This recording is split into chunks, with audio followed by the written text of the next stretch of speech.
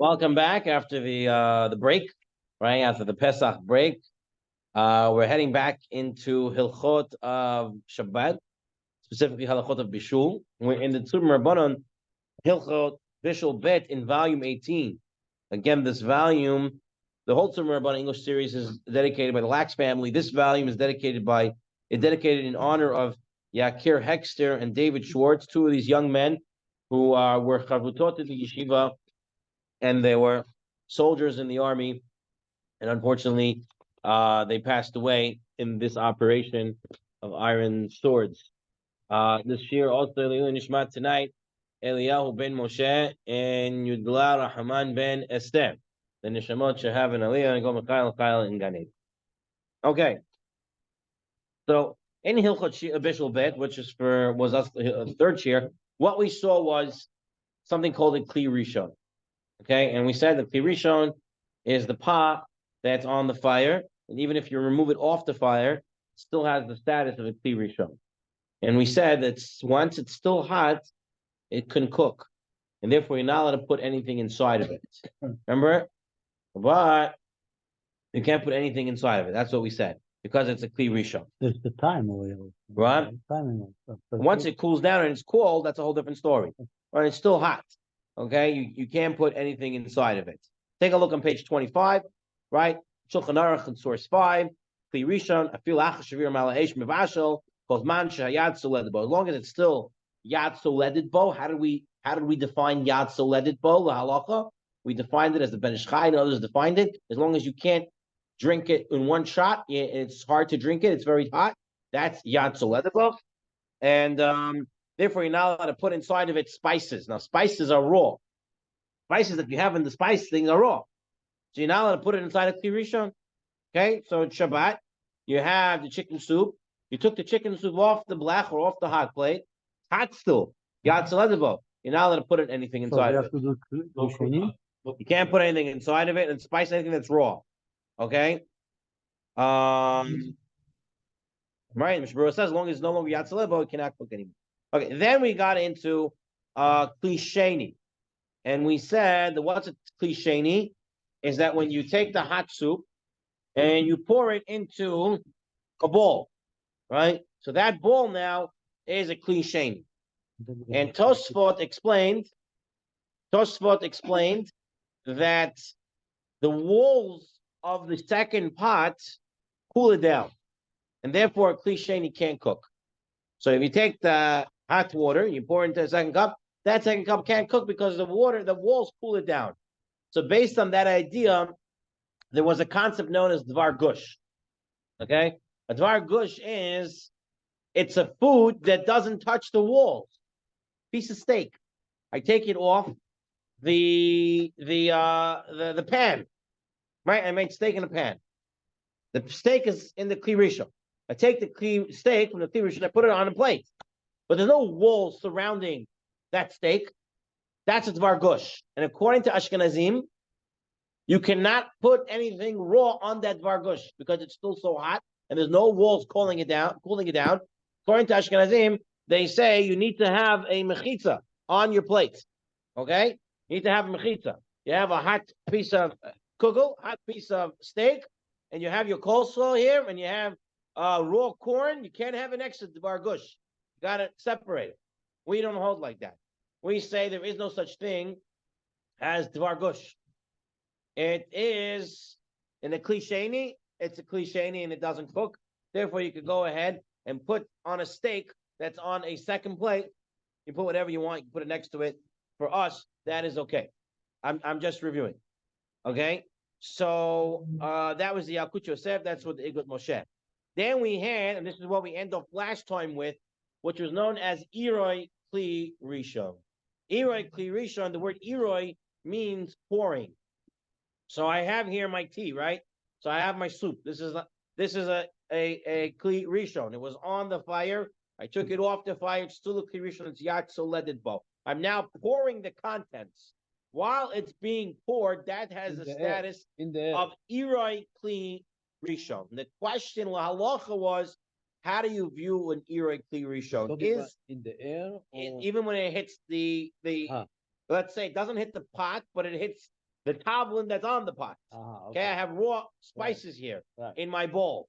Can I pour from a kli rishon onto a spice in the kli, a raw spice onto the kli? So the question was, how do you view Eroi? Is Eroi like a kli rishon, or is Eroi kli sheni, or is Eroi in between? And what we said was that Eroi cooks, but doesn't cook entirely. It cooks the outer layer. But for Hilchot Shabbat, we don't care. You cook half layer, part layer. You can't cook on Shabbat, even the outside layer. Therefore, on Shabbat, you're not allowed to pour. You're not allowed to pour from a kli rishon onto a tavlin, onto a raw spice or anything that's raw, because that's going to cook at least outside of it. And that's asur on Shabbat. Take a look in source 22 on page 34. Also, litain tavlin b'ka'ara v'la arot aleihem kli rishon, says the Shulchan Aruch.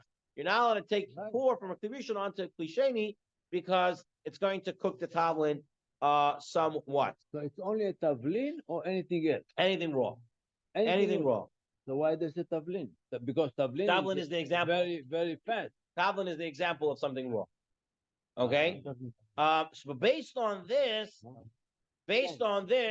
we ended up with a concept. I have here in my cup, I finished the tea. Yeah, I didn't, but in the scenario, I finished the tea and I have droplets of water in here now. Yeah. Now on Shabbat, we said you cannot reheat water. You cannot reheat liquid. It's like cooking, we said, right? Water. Right? Liquids, we hold that you can't reheat. Right. So I have water in the cup. I finished my tea. There's droplets in there. Can I go and pour more hot water into here? Why? From the urn is a kli rishon. I'm pouring it's Eroi kli rishon, and it's going to hit the waters, and it's cooked the waters. And you're not allowed to cook water on Shabbat, even though it was cooked before. You still can't do it. We saw it's a chumrah perhaps, but we hold it. Rabbi Obadiah says doesn't matter. So let's take a look. No, so Shmirat Shabbat says just drop. One should be careful, and he should what's it called? Not to pour, which is not perfectly clean and dry. Shmirat Shabbat Kilchata says make sure the cup is dry. The Shevet HaLevi, which is Rav Wozner, he says you have to be so careful. You can just take the cup and knock out the whatever's in there, whatever's left on there. It's fine. It's sikresha. It's not. I don't want it there. There's reasons to be makel. You have to dry it. You want to dry the inside of the cup. Right. So actually, Mordechai Eliyahu writes on page 36. He says drying the cup, you might squeeze something, and you have another problem, right? Your napkin you're using might end up squeezing the liquid, and that's another malacha. So he says not to squeeze it. Just to end our review of last time was the Yaakov Joseph. What did he say to do? Chacham Chaim here said, Chacham Avadia said you don't have to worry about this, but here what he writes, talking about drops, right? So he says, technically, this is outside the Tzurba for a moment. Technically, after washing out a cup, one may pour hot water into it directly, even without drying the cup. Likewise, one may pour hot water into a cup that has damp spoon inserted in it. In all these cases, one should first shake off the utensil as much as possible. Okay, it's like it's to pour hot water from a kli rishon into a thermos or a hot water bottle, even though it can't be completely dried. But then he writes, very interestingly, anyone who is strict in this and careful to thoroughly dry it, okay, will receive a special blessing from heaven. So he writes, you should go ahead and dry it. All right? He says, Halacha, you don't need to dry it. It's fine as long as you knock it out. Like Rav Wozner said, just knock out the liquid, whatever's left is fine. But he says you should dry it. And then he said, you don't even have to be worried that it'll be squeezed out of your towel. So he's against what the Mordechai Eliyahu said. Don't wipe it out because you might squeeze it. He says, don't worry about that. How can you squeeze water? I don't understand. I take my paper towel, whatever it is, and I'm taking up. You ever use a Bounty, right? And you pick up liquid. Yeah, but we're talking about drops. We're not talking about really a lot of. He says, don't worry about it. Okay, so he's saying like you. Maybe he's not thinking about the squeeze. Okay, and so with that's what we saw, all based on what we spoke about. Now we come into another sugya, and this is an important sugya. now comes the real clincher. Because our knowledge to this point, based on what we're learning, is and a Kli Rishon cooks, a Kli Sheni doesn't cook. Well, today we're going to see that that's not necessarily true. Okay, we're going to reinvent the wheel. The Kli Sheni could cook, and we have to be worried about it in certain situations. We're going to see. Okay, we're going to also see that Ashkenazim are much more machmer in this than we Sephardim. Okay, they are machmer on almost everything so far that we've seen when it comes to Hilchot Shabbat. So we have it a lot easier. But again, we want to remind everybody that tonight's shir and the food is dedicated to Hilul Nishmat, Eliyahu ben Moshe, and Yadolah Rahman ben Esther.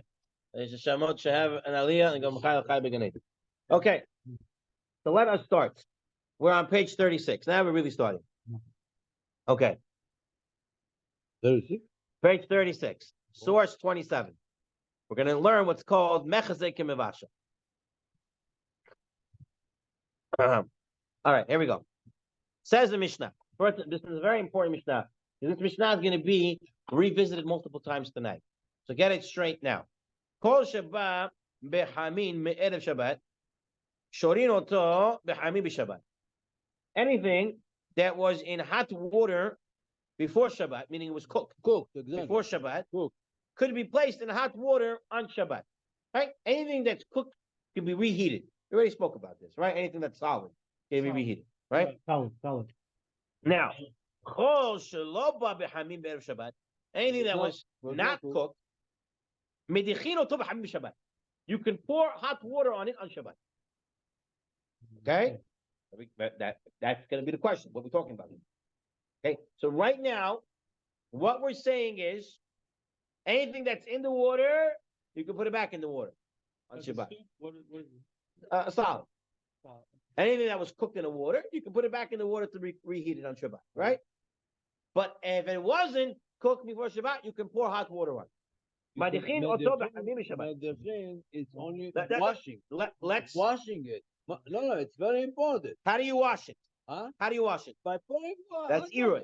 Okay, Yeah, okay, exactly. good. That's it. Stop. It's Iroi. But it's not like you put. Chutz min hameliach hayashan. Yeah. Okay. It's Or the dogim meluchim ketanim, except for old salted fish and small salted fish and something called kulius ha'aspanin. Okay, which is apparently herring. Okay. Shahad hatan zuhi gamamalachtan. Because if you pour on it hot water, you've done the entire fish. you cook it. Yeah. Okay. So this is what the Mishnah said. To review the Mishnah outside. The Mishnah said something that was in water and hot water before Shabbat, you can put it back into hot water on Shabbat. If it wasn't in hot water before Shabbat, you can pour hot water onto it. Right. Except for some stuff that cook very fast, you can't do that. And also tavlinim maybe. So now, the first question is, what's this hot water? Is it a Kli Rishon hot water? Is it a Kli Sheni hot water? What is it? So look at the Tosfot in source 28. Kol Shabbat. He says, the Pirush Rashbam, according to Pirush Rashbam, the Mefarish, the Iroi Kli Sheni, that pouring is like a Kli Sheni. Ati Shapir. Source 28, page 37. Top, source 38. Okay? Kli Sheni, Ati Shapir, Hachad Ein Shari no Tobi Kli Rishon, Avo Madichin no Tobi Kli Rishon, Derech Iroi. Okay? So he says, Tosafot says, now if you're learning like the Rashbam, everything here is good. What's the water we're talking about? We're talking about Kli Rishon water. It's hot water. It's Kli Rishon. Okay? It was on the fire. And you put something in it. So you take it off, you can put it back in it because it's already cooked. If it's not cooked, how can you pour from it? Oh, because the Rashbam says, Iroi is Kli Sheni. Right? Kli Sheni doesn't cook. Right? So therefore, if I have something raw, I can pour from my first cup onto it because it's considered Kli Sheni, and therefore it's not cooking, and I can do that except for these herrings and other fishes that get cooked right away. So that you can't do. But everything else, if I have my steak, I can just go ahead and pour hot water from the Kli Rishon on it, and no problem. That's the way the Rashbam learned. But we didn't say that. We said Iroi cooks the outer layer, right? It's not a Kli Sheni. We said it has somewhat of a Kli Rishon status. So what do? So says the Tosfot, Aval the Pirush Rabbeinu Tam, the Mefarish, the Iroi Havik Kli Rishon, who said when you pour from a Kli Rishon, it's still a Kli Rishon. So what's this case here? Al Korchach, it must be Madichon Noto Mekli Sheni Ka'amar. Them Kain, my Ira Madichon Afilu Shorin Nami. Stan Tosfot's question is, Tosfot says, Iroi, according to Rabbeinu Tam, pouring is still a Kli Rishon. So how can you tell me if it wasn't in the Kli Rishon before Shabbat, you can still pour on it from a Kli Rishon? You can't, because Iroi, according to Rabbeinu Tam, is still a Kli Rishon. It's still cooking. So it must be that I'm pouring from a Kli Sheni, and that's permissible. Why is only pouring from a Kli Sheni permissible? Why is Iroi Kli Sheni permissible? Why can't I put it inside the Kli Sheni? If the Mishnah's case is about a Kli Sheni, then I should be able to put it in the Kli Sheni on Shabbat. A raw item, because Kli Sheni doesn't cook. That's what said. You are not. I'm sorry. It's a little bit mushmash. You know. Not why? mishmash. No. When you do the iru, do you do the iru to another kli?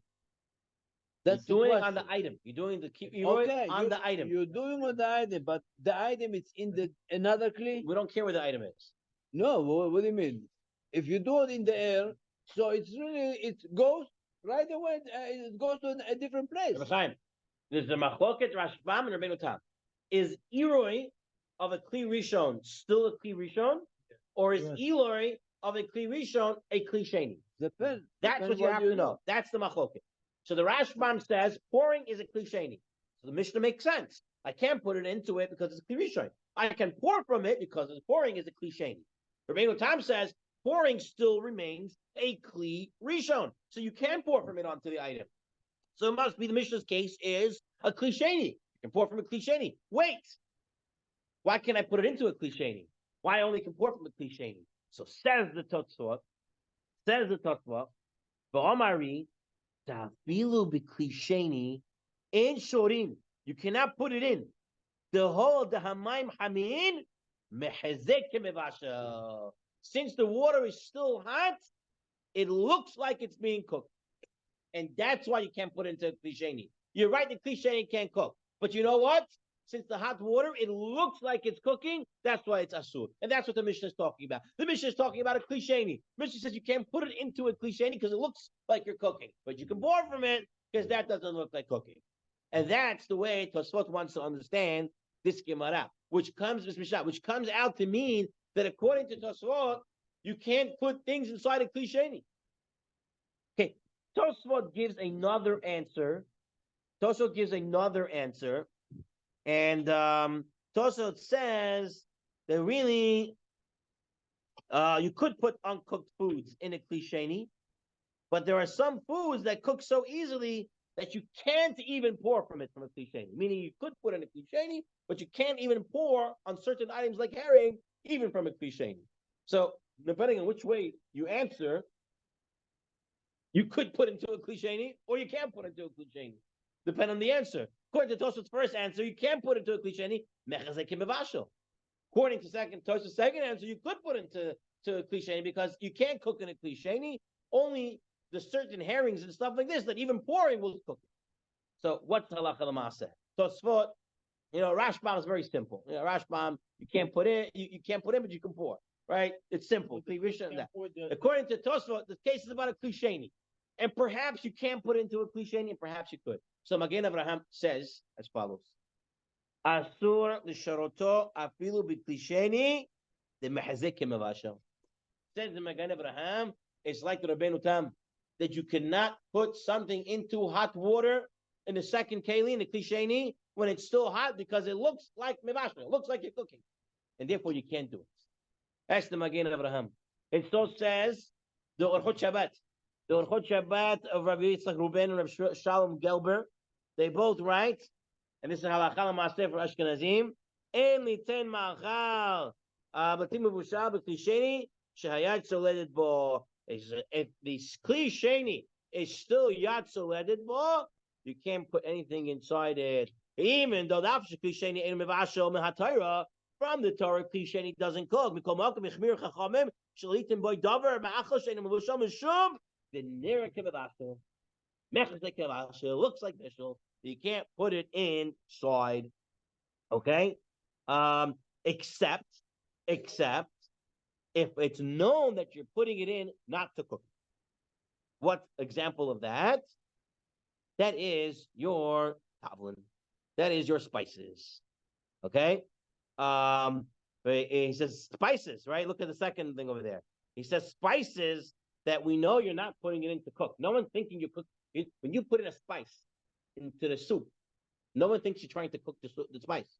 Everyone knows you want to flavor the spice. So cliche, you can't cook. That's the truth. You can't cook la halacha. But we're worried about stuff that look like it's cooking in there. But no one thinks spices you're trying to cook. Therefore, you can put spices according to Ashkenazim into a cliche. You can't put anything else into a cliche if it's the Yatzuledet bowl. Okay? And then we'll deal with the third piece about lemon wedges. Whether lemon is is considered a spice, or lemon might be kali bishul, and that's another issue. Now, the eglay tal says no. He says, I don't know about this mechazek kimivashal. First of all, he says we're dealing here with a whole derabanan of klishein. Okay, and even this mechazek kimivashal was only one answer that Toso gave. According to the second answer, it's not a problem to put into a klishein anything, right? So he says, therefore we should be making. So the Eglei Tal is not like the Magen Abraham. Eglei Tal says, nope, we're not worried about this. Although we see Ashkenazim, they are machmer for this. What about our halacha? What would be for Sfaradim? Yeah, but you just mentioned, I'm sorry, I didn't understand from the beginning. We're talking about something is not cooked. I thought it was cooked, the klisheni, but it's something not cooked, right? Yeah, it's the whole thing. Exactly. Putting into a klisheni was not something cooked that's at all. That's what we said. Tavlin is your example of a raw item. So the Ashkenazim says it's still mechazek and bashal. Yeah, that's right. You can't put it we in. Say now, what's our halacha? Lama said. What does Sfaradim say? So I'm gonna take outside. He writes it here just Kitzer. He says Chamavadia quotes the Eglei Tal, and he agrees with the Eglei Tal. But let's take a look in the Yalkut Joseph for a moment. He says some poskim rule that it's forbidden to soak raw food in a klisheni containing yatzuledet bo hot water. So it's a klisheni yatzuledet bo. Even though a klisheni doesn't have the power to cook, it appears that it's cooking. Other poskim rules that it's permitted, and it's only also to put it in a kirishon. And he says like the Eglei Tal, the whole thing is the rabbanon, right? Now halacha follows the second lenient opinion, and you're allowed to put it inside. Therefore, permitted to soak any food, except for those items that are kali bishul. We'll deal with kali bishul in a moment. Kali bishul means they very easily cook, and that has another issue. But anything that's raw, you want to take a raw piece of meat and put it into a klisheni, even though it's yatsu ledabo, technically it's permissible. But raw, technically it's permissible. Piece of meat raw, it's the muktzeh. No? I'm putting Shabbat. If I'm going to eat it. In Shabbat, it's not muktzeh. It's raw. It's only muktzeh if you're not eating it. You're not using it. You're going to eat the raw muktzeh. People do. People eat raw tuna. Some people raw meat. Oh, okay. They want rare, extra rare. They say they eat it raw. No, you raw meat. You eat? I ate raw meat, tartar. You did? Restaurant from bistro. Yeah, bro. Some raw meat is fine. Like this, so you can take, and if you're warming it up, in the yatzuledet bos klisheni, why not? Maybe Moshe, there was a question on the chat over there. Okay, 1 second. Okay, one who follows a strict opinion will receive a special blessing from heaven. So it says the Yalkut Yosef, it's good to follow like the Ashkenazim and not to put it in because it's mechazek kimavashal. Okay, what do we have in the chat? Someone put something in the chat. How do I get to my chat? Chat. Okay. Steak is not cooked in hot water. It is broiled under a fire or grilled or cooked dry on a hot fire. How does this apply to steak?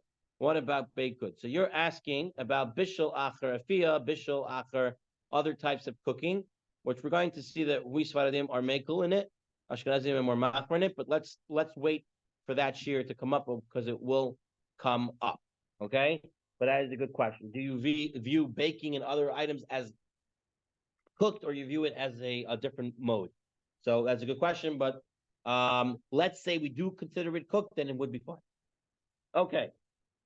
Now, that dealt with, I thought we'd be much faster on this, but that dealt with mechazek kimavasha. Now we're going to go into kale bishul. Kale bishul literally means light to be cooked. Light means easily cooked. Easily cooked. Some foods, you cannot leave it too long. It's going to be burnt already. Eggs. Okay? Eggs is your number one example. Right. Okay. So remember that Mishnah that we had over there? That Mishnah said you can't pour it on stuff that get easily cooked. Remember? Because that's the Gemar Melachta. So Rashi explains that. These items will not even be rinsed. It's considered the completion once you do that. Shulchan Aruch writes in source 34, if a food is dry item that is not being cooked before Shabbat, one may not soak it in hot water, but one may rinse it in hot water, with the exception of old salted fish. And the fish called koliot ha-ispanin, which we told you is herring, which only requires a small degree of cooking. Okay? And rinsing them with hot water itself is the completion of their melacha. So, Shulchan Aruch says anything that can be easily cooked, you can't pour anything hot water on it because it's kali bishul. Says Masechet Shabbat, what are you chayav for this? Something that you just rinse food? Says it's completely bishul, and you're chayav chatat like any other melacha, even if it's kali bishul, something that you just poured hot water on it. You can still be. Now, why is this? Why is this? First of all, what was the Mishnah talking about? Kirishon cliche. Again, we're going to that whole thing. Rashbam and Rabbeinu Tam. But why would it make a difference? I thought you told me. Kli Sheni doesn't cook. Kli Rishon cooks. So who cares if it's lightly cooked or not, that it gets easily cooked or not? Who cares it's Kali Bishul? Is it a Kli Rishon and it cooks? Is it Kli Sheni and it doesn't cook? Okay, appears like cooking. Forget about it. I'm not talking about about cooking, not about Is it- Kli Rishon or Kli Sheni. Is it? About cooking, yeah. So there's Gemara. We're going to look at source 36. The Gemara says two comments about salt. And it says, Melech, son of Rabbi Yosef the Mem. Rabbi Yosef wanted to say, Melech salt, Harehu Katavim. It's like a spice. The Kli Rishon Bishula, it makes cooks in the Kli Rishon. Kli Sheni, boy Bishula. The second case, it doesn't cook, right? Like we said, you can put spices into Kli Sheni, no problem. Amalei Bai says, them turn up said, Melech ain't a Katavim. No, salt is not like tavlin. The Kli Sheni, Nami Bishula. The salt gets cooked even to a Kli Sheni.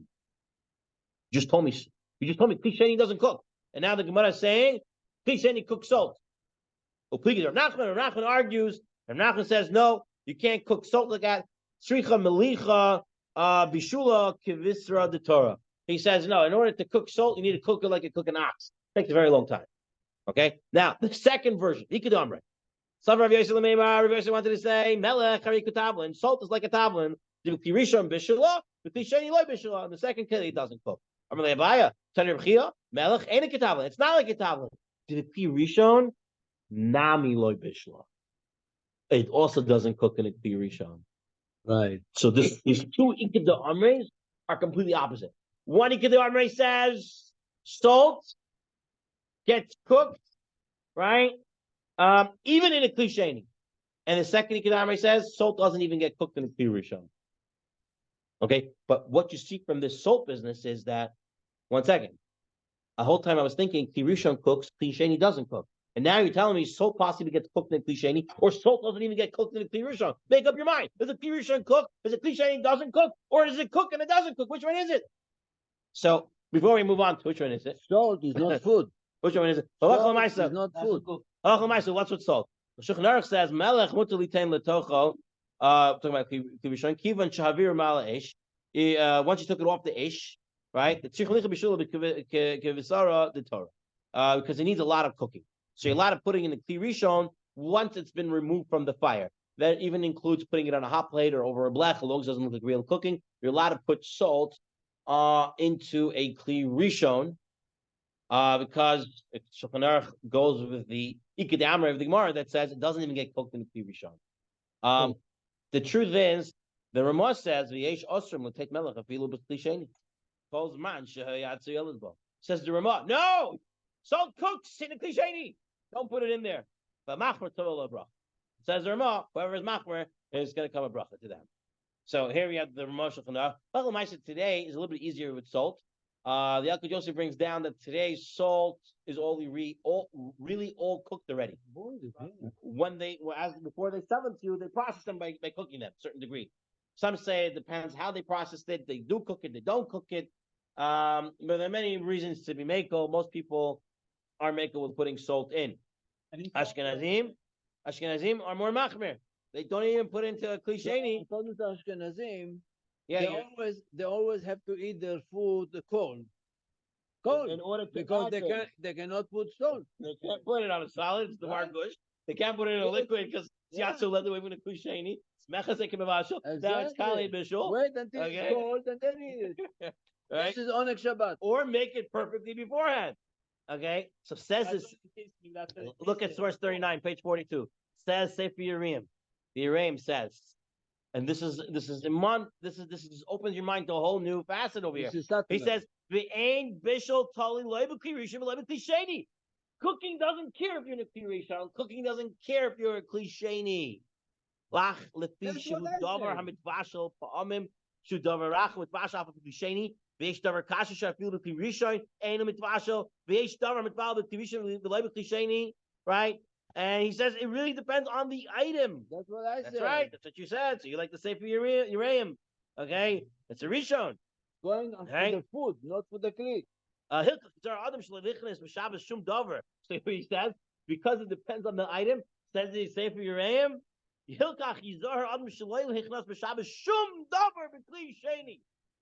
don't put nothing in a kli sheni. Maybe a kli sheni cooks. Maybe that item gets cooked in a kli sheni. But he goes even further, says Sefer Uraim. Not even in a third keli. Shehayat Suledet Bo. She'ain anu b'kiyim b'dvarim rachim dekoshe mihu mitvashel b'klisheni mihu she'ainu mitvashel. I don't know what cooks, where, when, where, and how. Put nothing anywhere. All right, that's the safe period. So tell me, So Yad Suledet Bo, put nothing inside. tell me, according to Yereim, this is not gzera. He says no. It's an issue to rice to cook on Shabbos. I gotta be scared. And was him gzera It's not a gzera. He says it might be Gzera. cooking. No, Okay. Says the Ramah. I ate by the Hasidim. They bring food very, very, very hot, and they put salt and everything. So what's going on? When you're already ma'al hamazah, ma'al everything, ma'al azman, you can already put also. Okay, let's take a look at the Ramah. The Ramah writes in source 40, Avahu adin kol davar kosher. Shein roy la'achol, klab below shiraya, raised without soaking it, the also l'shota b'shabbat, the heavy gemar melacha.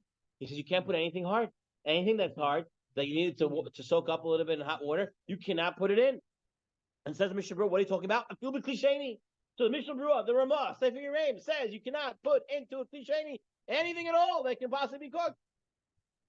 Okay? Shmirat Shabbat Kilchata.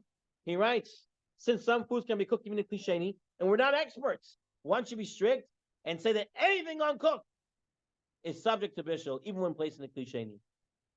Okay? As long as the klisheni is a yad soledebo. So Shmirat Shabbat Kilchata doesn't say klisheni. He doesn't go to the third daily.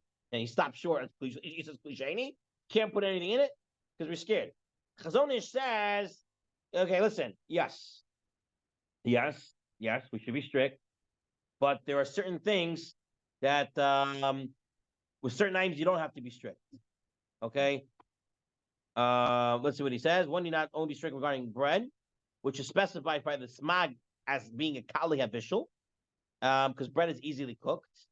However, cooking an egg in a klisheni that is yad shalebo is certainly prohibited. So the Chazon Ish wants to say, you don't have to worry about everything. Only about the things we know are kali bishul. Only if something we know gets cooked easily, then you should be scared of it. Otherwise, you can put other stuff inside. All right, so it's a little bit more toned down. This gives it out, so to speak. Right, only stuff that we're worried about. Look at Chazon Avadia on source 44. Source 44 on page 44. Chazon Avadia writes. Chacham Avadia, right? Yesham Shaf Bisham Chazak Klisheni Mevashim Komok Yesh Dvarim Rachim Shibit Vashlu Klisheni Shayat Ledboy Vein on the Kim Vein Rachim the Koshem Yesh Cholkim, says the Chacham Avadia, for Ivrim She'ain Hevdel Bezeh Ben Koshem Rachim Shukum Ein Vashim Klisheni Balacha Koloshin Achroin. Umiu Ashkenazim nohagim lahachmer kedei harishona. It says Chazan Ovadia, right? Says Chazan Ovadia. We're not worried about Kali Bishul. Okay, now what's the extent of the Chazan Ovadia's not worried about Kali Bishul?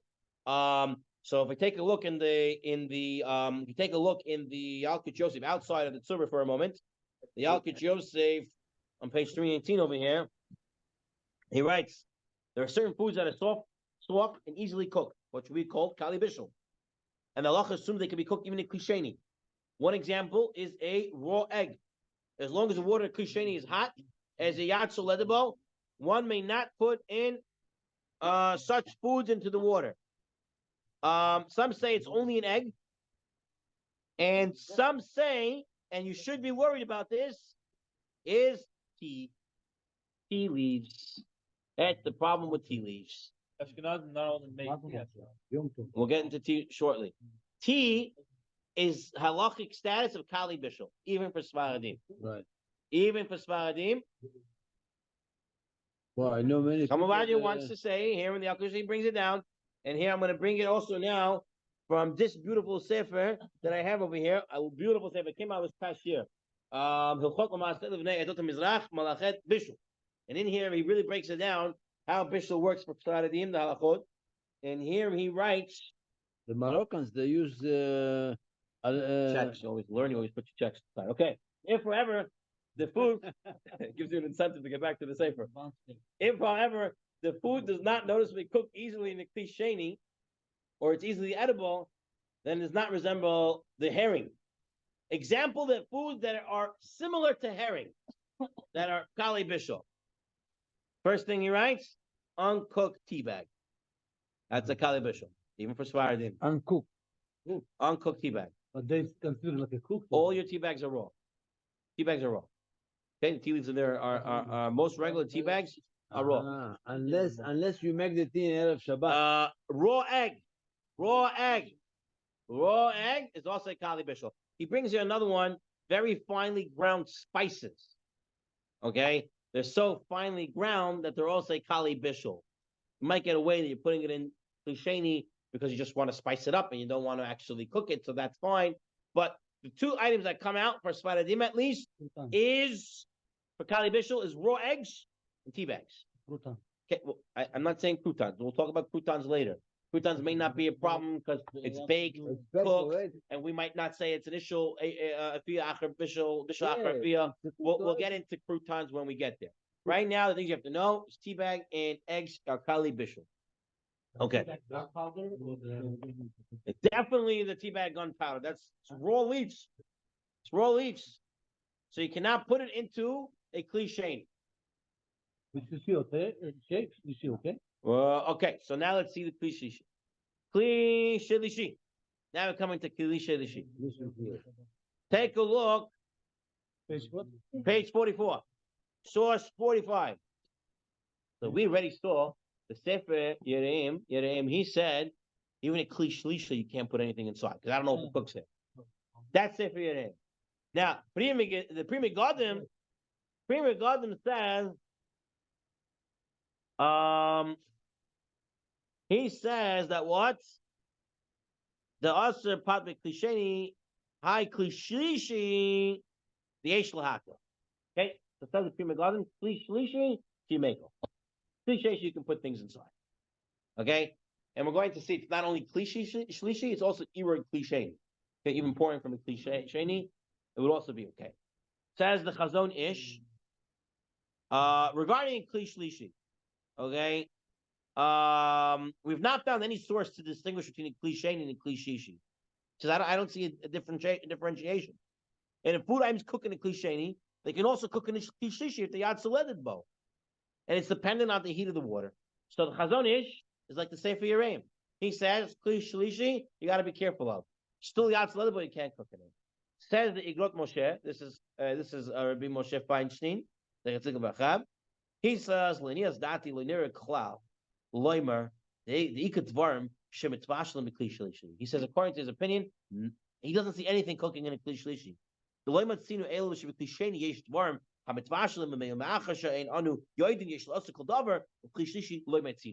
don't find in a klishlishi. So you have Rav Moshe Feinstein, but the Ashkenazim who say that there is no issue with the Kli Shlishi. Kli Shlishi doesn't cook. Okay? The Bireim, Chazonish seem to say there is. Rav Moshe. What about Chacham Ovadia? Chacham Ovadia, he writes over here, quotes the opinion of Moshe and agrees.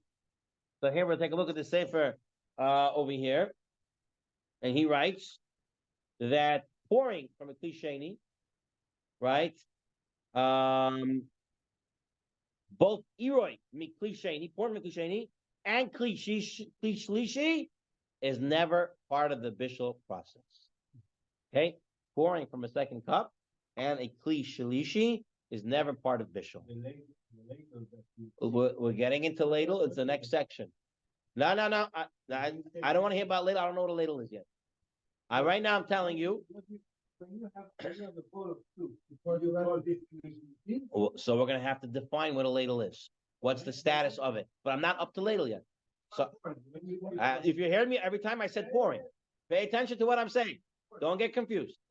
Right now, I'm not up to ladle. Don't get me to ladle yet. I'm not ladling yet. Give me a minute. I'm not explaining that yet. Okay? Okay. Fine. Now, you're allowed to put a tea bag into a cup and pour from a Kli Sheni onto the tea bag. Not a problem, right? Because you're a Kli Sheni is never cooking. So that's what you're allowed to do. That's why if you see, most people go to the urn, right? They put the cup and put the hot water in a cup. So that's a Kli Rishon. Kli Rishon with the spout goes into the cup. It's a Kli Sheni. So now you can either put the tea bag into the Kli Shlishi and pour it right away, or pour it into the cup, make it a Kli Shlishi, and then put the tea bag inside. Either way would be fine, as long as it's going either a Kli Sheni or a Kli Shlishi. Okay.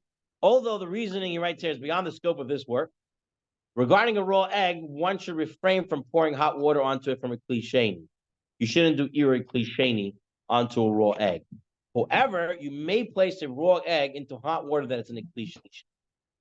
When it comes to the raw egg, there seems to be a differentiation of a Kli Sheni and a Kli Shlishi. You can put it into a Kli Shlishi, a raw egg, but you can't put Kli Sheni onto a raw egg. Why? Okay, perhaps that it cooks the outer parts of it. Will it still cook? But It's better not to do it. okay, because perhaps that Mishnah that said you can't pour onto herring hot water, maybe that was a Kli Sheni that Mishnah was talking about, right? So perhaps that's the problem. So what we came out with so far, because we went through a lot, and now we have to understand what we came out. We came out that apparently it goes by the item and not necessarily the Kli Rishon and Kli Sheni. Yes, Kli Rishon definitely cooks all the time. Kli Sheni, it may cook. If it's Yad Soledet Bo, Ashkenazim are more machmer, and they put nothing inside. We don't put anything in a Kli Sheni that's Yad Soledet Bo if it's Kali Bishul, which is your egg and your tea bag. Okay, you don't put that inside. Other things we're mekel, but it's better to be machmer. Okay, that's what we came out with.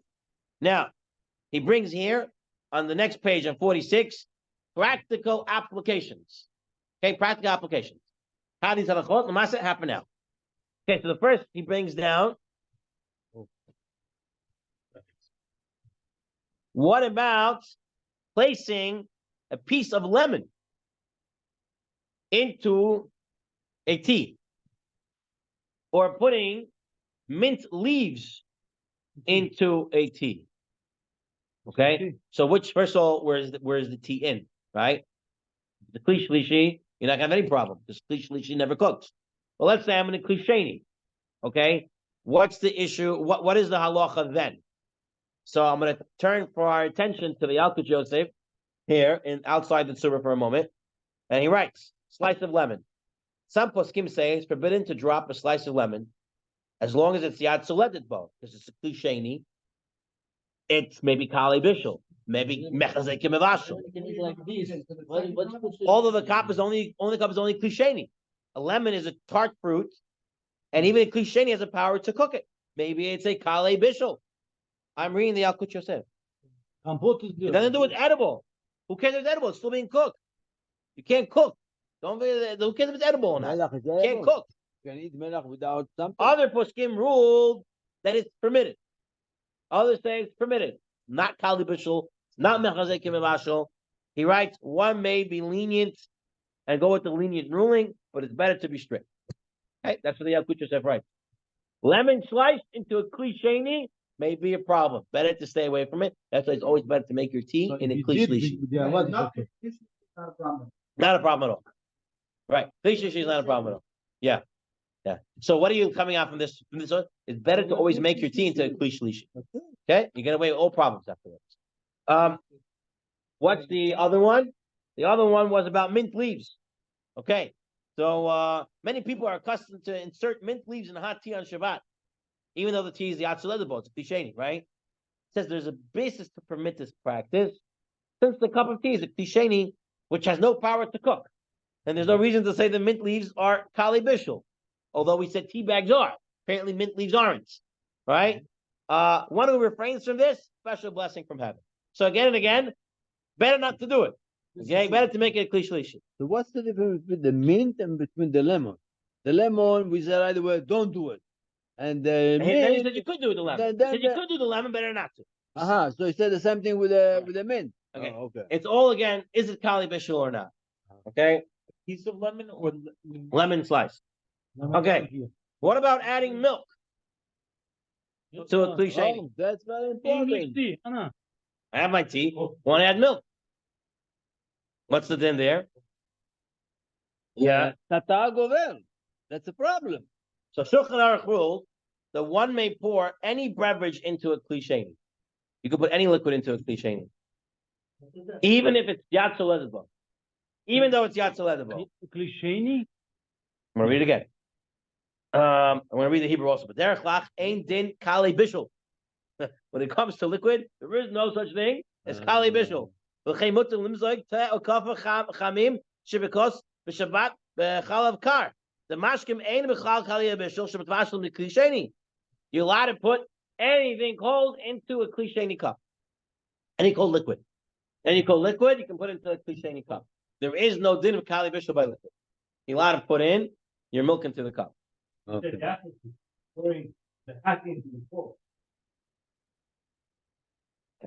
I'm gonna read it again.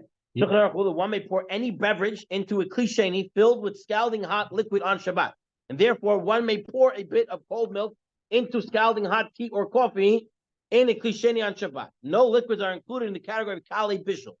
So I don't know how many times I have to read it. It's pouring cold into hot, yatsoleded bow in a klisheni is not a problem on Shabbat. Okay, so here you are. You made a cup of hot water and you want to add something to it, a liquid. You're allowed to do it. Not a problem. Okay. In the coffee. And he writes really. He says he writes even further here. The Alkut says really it's even less of a problem because all your milk is already cooked. Right now we say you can't recook a liquid. Like you can't recook a liquid. He says that's all the chumrah. So when it comes to this case, you have so many different sadim to be makel, it'll be fine. Okay.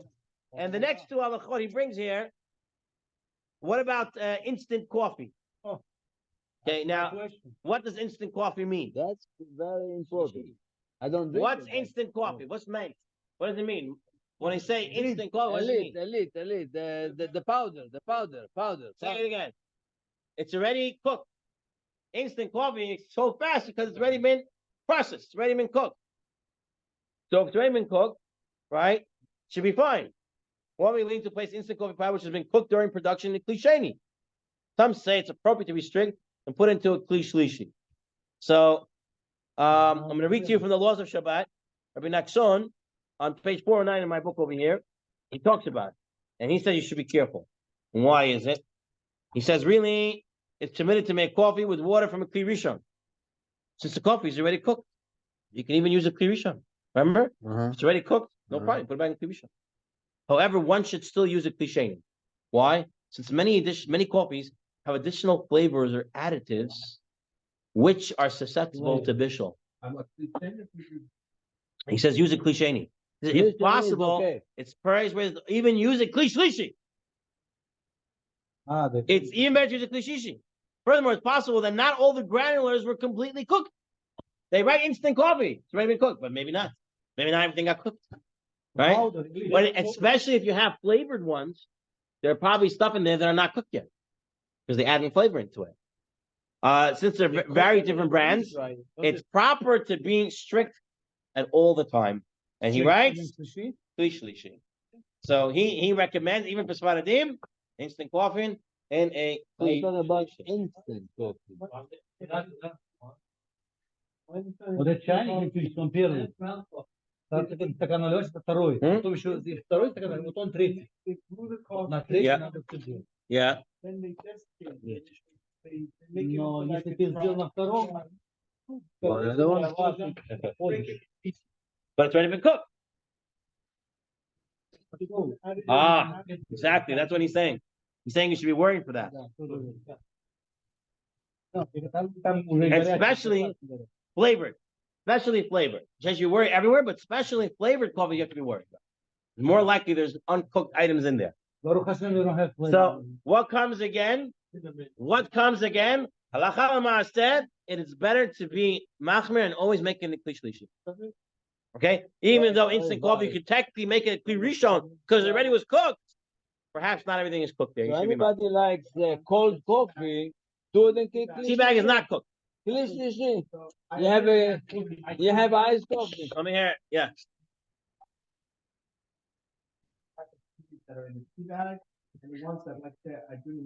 Special gunpowder. According to what they're saying here, no. Tea bag, tea leaves, they're all raw. Kli shlishi for us, or you're a klisheni. No, the We're going to see that Rav Soloveitchik and others had a little bit more of a lenient opinion. But now, hold on. I only have 9 minutes. I really want to get some stuff in. I'll at least finish the tea section. Give me a minute, a couple times. Okay. 9:45? Oh, we have to 9:45. I thought it was 9:30. Oh, okay, fine. The Okay. rabbi wants to finish the whole book. Give him a few minutes. Okay. Panini Halacha says a kli shlishi doesn't cook. So can I make my instant soup by pouring water from a kli shlishi, right? Or a kli. He said kli shlishi doesn't cook. So can I pour from a kli sheni into the dry mix? It's already cooked. How's it dry mix? So I can make my instant soup, right? You take that tradition soup, Instant and you can make it in Shabbat? on Shabbat. He's saying I pour water from a kli sheni, That's the cubicle. and when it's in a kli shlishi, there's no problem. Oh my God. Oy vey. But he says the same doesn't apply to instant mashed potatoes, right? If it's instant, it's already been cooked. What's the problem with mashed potatoes, Different form. right? There might be lisha, kneading, problem of kneading. You're not allowed to knead on Shabbat. There comes out the issue of kneading. You don't need it. You might. Just pour the water. That's it. It's okay. So go further. So number 50, source 50. The OU had the same question. May I prepare a cup of noodles from instant soup by pouring hot water from an urn onto them? Oy vey. So he says, really, instant soup is already fully cooked. Why they harden like that? They're dehydrated. Merzet gemvashel. Okay. This is merzet gemvashel, like we said before. So we as far as we're not worried about Mexican Bashal. He writes that it should be.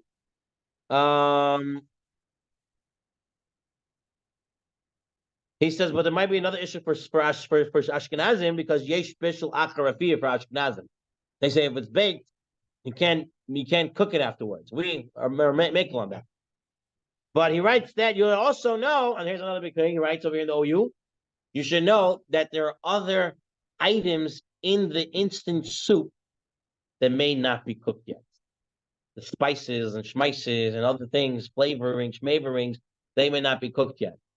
And that might be another problem. That may not be a problem. Here in the laws of Shabbat, he writes, one should not cook instant noodles on Shabbat, even if it's cooked with a kli shlishi. See, he goes very far over here, Rabbi Nachson. Rabbi Nachson writes, no, even a kli shlishi, you shouldn't use to make instant soup on Shabbat. I think most Jews are not doing instant soups instant noodles on Shabbat. People don't do it. I think like what Chaim said, people are worried that's like Lavasho, it looks too much like cooking. Yeah. Right, so I never saw somebody doing yeah, it. we never see someone. Technically, from a technical standpoint, Klish Shlishi doesn't cook. Shouldn't be a problem. But there seems to be what to be worried about. Some even want to say that the problem of lash, that it also seems to be like kneading. You cannot make klish The lishli. soup, they cook it before though. Right, but he say it might not be issue of Bishul, it might be issue of lash. A lot of kneading. Rabbi, I'm allowed to do the klish lishli, the soup? No, don't do it. Don't do it. Technically, yes, but there might be other issues of lash, might be other issues. Don't do it. Don't do it. Yes, I said you can, but there might be an issue of lash there, of kneading. Kneading. Yeah. Like by the mashed potatoes, you might start to move it around and forming it, and it might become an issue of lash. Don't do it. Don't do it. Don't do it. Okay? If you only have instant noodles for food on Shabbat, come to me. I'll give you a nice Shabbos food. You won't have anything to worry about. What if the kids want it? He says don't even do it on Klish Shlishi because it might be a malach of lash, of kneading. It's all different problem. What? Well, it's mixing. I don't know. He doesn't explain it. He says it might be an issue of lash. He says he's from the where did he bring this from? Where did I go? He brings it from Hilchot Shabbat Malka. It's the name of the Sefer. It says issue of lash. Luchat Ahava brings it as well. So aside, he says possible. I don't know how it works, but he says so. Comes out, don't do it. If you don't have anything other than instant tradition soup, come to me. I'll give you plenty of food to eat. Okay, next. Now, come anytime. Making tea on Shabbat. Okay, so we learned a lot of the halachot. Now we're going to put it into practice. The Aruch HaShulchan, he says there is this herb called tea. People pour hot water, and it's known that it cooks in the klisheni. And even using a klisheni is a problem in chayav chatat. That's what the Aruch HaShulchan says. That you can't cook a tea in klisheni. That's a problem. And Moshe Feinstein, he writes as also, he says they're not cooked. Tea leaves are not cooked. They're only dried by heat. And what about making a kli shlishi? So he says, and Rashi says, kli shlishi never cooks. Okay? And he says that He says mutar. he says mutar. He's Yeah. arguing. He says mutar. And he says, don't worry about the Aruch HaShulchan, because Aruch HaShulchan further writes, even Kli Shlishi, it's going to be a problem. All right, because you see it becomes red. So it says, Rav Moshe, well, guess what? If you put cold water on a tea bag, the red also comes out. The redness that comes out of the tea bag is not necessarily cooking. Therefore, Kli Shlishi is fine. The Or Letzion, he writes, placing tea bags or tea leaves in a Kli Shlishi is permitted. Okay? Pouring from a Kli Sheni is also, like we said, here a Kli Sheni, Kli Shishi, tea leaves is permitted. The Mishnah Berurah, writing that in his time, people were doing it from a Kli Rishon. And he says that's wrong, right? And so he comes with the opinion over here about making tea essence. What is tea essence? Who wants to know what tea essence is? I understand. Concentrate, yeah. What's what? How do they make it? You do it before Shabbat. Okay, what do you do? Tell me what you You do. take the, put in hot water and leave it until Put tea bags also. Put the tea bags in the. that's it. Every time you put a little bit, and it's a liquid. Only a liquid comes. So liquid is not. So it's a Kli Sheni. I have my hot water in a Kli Sheni, and then any liquid could be poured into a Kli Sheni. Right. So there's no problem. No Kali Bishul by liquid, so it's not a problem. Right now, here comes the most Kuludika opinion when it comes to tea, and this is the Nefesh Harav. This is Rav Hershel Shechter, the Rosh Yeshiva, and Posek of Yeshiva Shemini Yitzchak Chanan. YU, a Talmud Muvak of Rav Yosef Ber Soloveitchik, Rav Joseph B. Soloveitchik, and their opinion was, he says, our teacher of Soloveitchik said, using these words that his grandfather was very careful about mitzvot, and still used tea bags by putting them into a Kli Sheni. And Rav Soloveitchik would be lenient about it, and Rav Shachter himself rules this way as well. So the most Kuludika opinion is that you can put it into a Kli Sheni. Okay? In fact, I once went to a Shabbat home where it was No, more. but first the water. First Yeah, the water, the and then the klisheni. Klisheni. The water's in the klisheni. exactly, And then you can put it in. and then the And I was there, and I was the only one doing the kli shlishi. Everyone else was just putting the hot water and right away putting in the tea bag.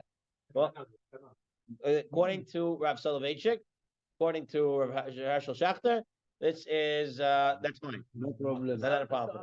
I heard they don't make tea at all. Right. So I'm not saying don't make tea at all. Your Shabbat says don't use tea bags. Yeah, the chatchila.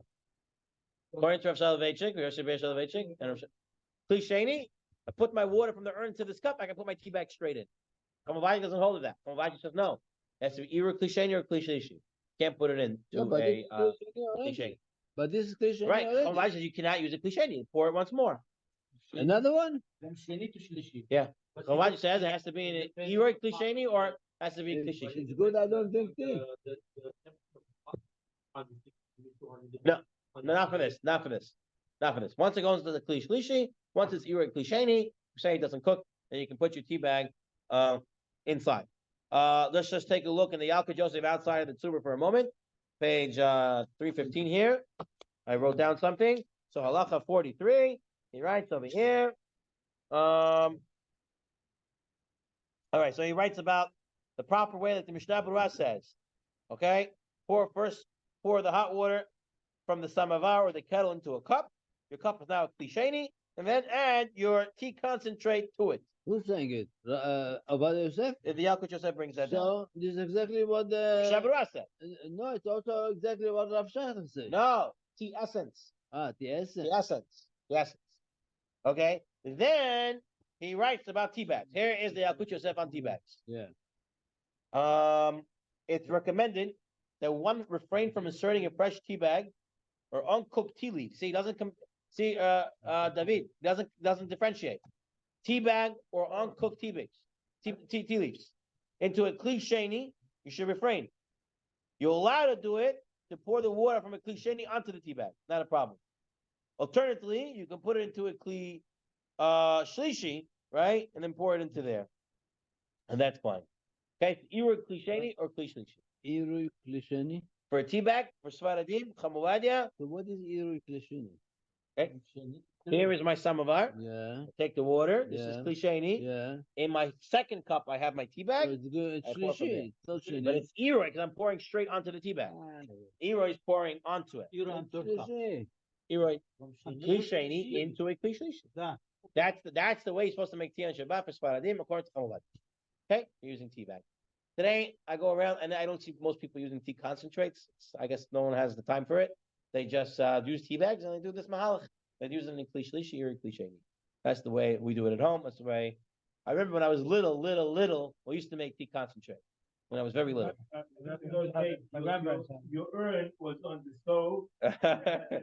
Yeah. You didn't have that like this. Yeah, plug it in, right? The plug in. And a whole tea station, coffee station. You didn't have that. So I remember having tea concentrate as a kid.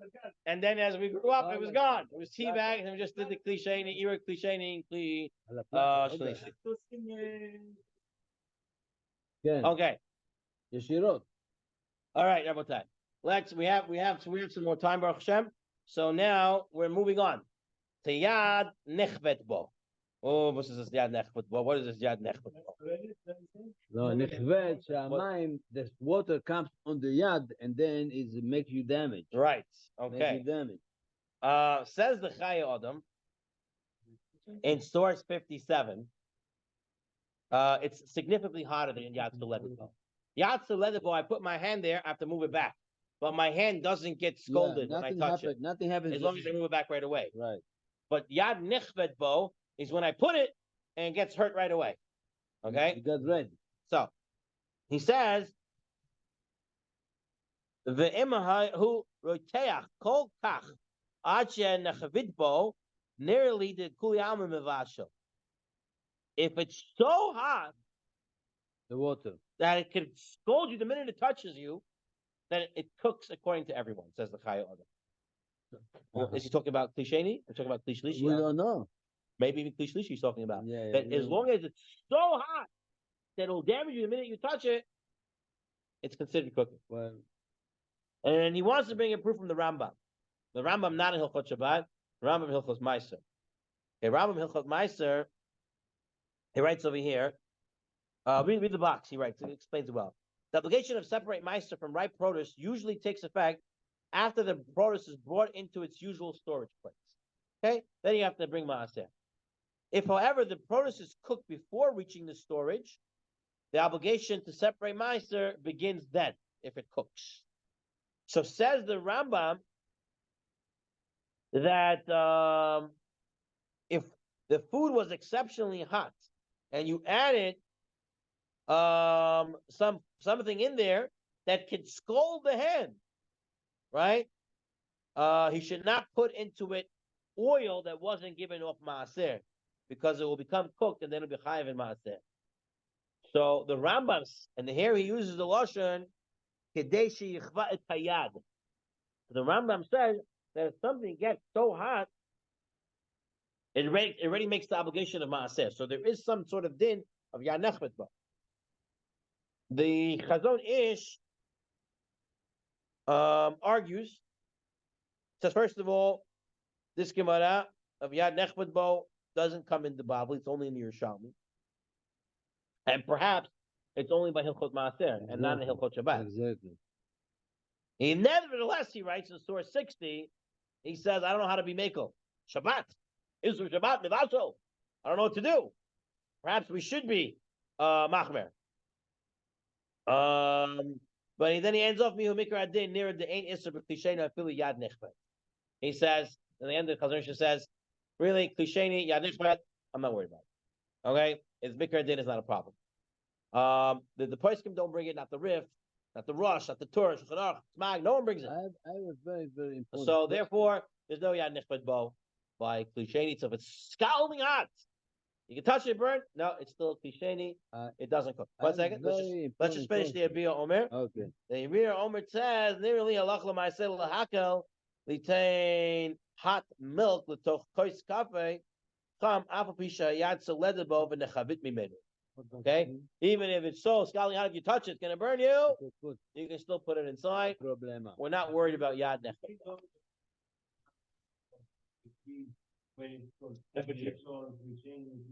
So we did the shiurim already.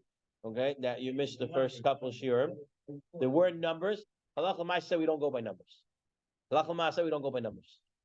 Yad Soledova is defined as the Ben Ish Chai, others defined it, is that I can't drink it all in one shot. I have to stop because it's so hot. That's Yad Soledova. What the number is, there's different opinions ranging anywhere between 36 Celsius to 45 to even higher numbers than that. 76 or whatever.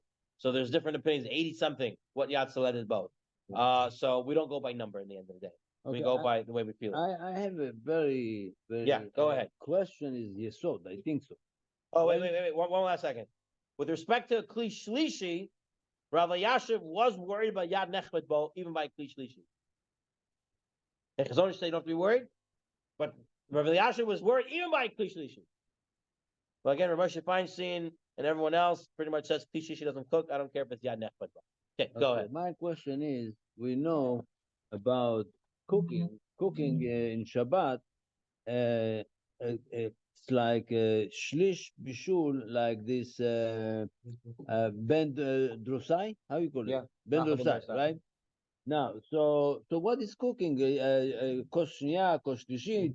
If it's how much is cooking? It's cooking a little Okay, bit, so at 10%, forgetting at what we learned. 5%. You're forgetting what we learned. I believe you were here. There's 2 stages of cooking when it comes to Shabbat. Yeah. There's cooking to Kamachal Ben Dersai, Yeah. and then there's cooking called Tzurba. Okay? So both of them are the Isser Bishul on both. So even if it's Machal Ben Dersai, called Torka? yeah, entire thing. Oh, entire thing, it's for sure. So- It's a bishul. No, meaning But even Ben if it's Dersai- Machal Ben Dersai, Yeah. you can't cook it further on Shabbat. Okay, Because exactly. it's still cooking. But I'm talking about now making coffee, maybe other things. All these small things like a first cup, a second cup. So how much cooking you So- have over there? so You have first of all- Ben Dorsai, you have So here's another thing that we learned. Is there Machal Ben Dersai by liquids? maybe not. I Maybe don't know. not. There was an opinion that said maybe yes. Right? That was the opinion of the Ashkenazim, as long as it doesn't go yes less than room temperature, you can put it back. Remember? Because one opinion was Right, exactly. perhaps machal ben dorsai by liquid is room temperature, right? But we don't hold like that, and we don't say they machal ben dorsai by liquids. Okay, liquids cooking is defined as yatsu ledikba. That's what we said. That's already. Okay, that's what we defined it as. But then we have other issues of mechazeh and other things that come up. So the koshniya could make a food like machal ben dorsai. If you're cooking a salad in it, Yeah, perhaps. perhaps. If it's kali bishul, why not? If it's kali bishul, why not? Yep. So you can put an egg in it. Okay. We have a few more. We have 5 more minutes. Let's see if we can do stirring. Okay? Stirring. Stirring. What is stirring? Stirring is like. Okay, good. So I want to stir my pot. Yeah, I'm gonna mix it up. yeah. So Stirring is mevashel. so says the Gemara Masechet Beitzah. Clear Rishon is mevashel. Many people are doing different acts of bishul. One brings the fire, one brings the wood, one places the pot on the stove, one brings the water, one puts spices, and one stirs the pot. Kulan chayavin. All of them are chayav for bishul, including the guy who stirs the pot. Right. So stirring the pot is an act of cooking on Shabbat. Okay? Yeah. In fact, there was a Gemara in Masechet Shabbat talking about wool that's placed in a dyer's kettle. And Shmuel said the pot is removed from the fire. We said, what do you mean, just taking off the fire? Perhaps someone will mix it. So no, it's covered. So we see again that megis, which is stirring, is also considered an act of bishul. So says the Ran says that even if a pot is removed from the fire, it's still subject to megis of stirring, and it's subject to bishul. Right. Okay? Clear Rishon. But he says if it's cooked machal ben dorsai, then you could stir. But we don't hold like that. We saw this Ran before already. We don't hold like this Ran. Even if it's machal ben dorsai, we still can't do it. Okay, the Kolbo says, we take the position, the megas chai mishum bashul afilu b'kedera muveshelis calls man shehi al ha'esh. All the time, it's still on fire. Meaning, even if it's fully cooked and it's still on the fire, you can't stir it on Shabbat. Okay? Says the Pri Megadim, Afagav the bishul acher bishul higasa po'elet yoter. Somehow, even though we say there is no bishul acher bishul, it's already cooked. So how can you do another bishul by stirring it? No, stirring, it's an upper movement. It does something extra special, and you can't do it on Shabbat. Okay? Yeah, exactly. Says the Sharei Atzion. I don't know the reason how stirring can be stronger than actual cooking. At least with the Avad, he says you can let it go. Ain't listen to But take a look at the Igrot Moshe. In the Igrot Moshe says he believes that there are often small bits that are not fully cooked, even though they are fit to eat together. Stirring, which mixes it, causes these bits to be cooked as well. Okay? Halacha l'maaseh. Let's take a look in the laws of Shabbat Rabbi Nachson when it comes to stirring. Page 397 over here. He writes as follows. One may not stir a pot on the fire even if it's fully cooked. Tasur.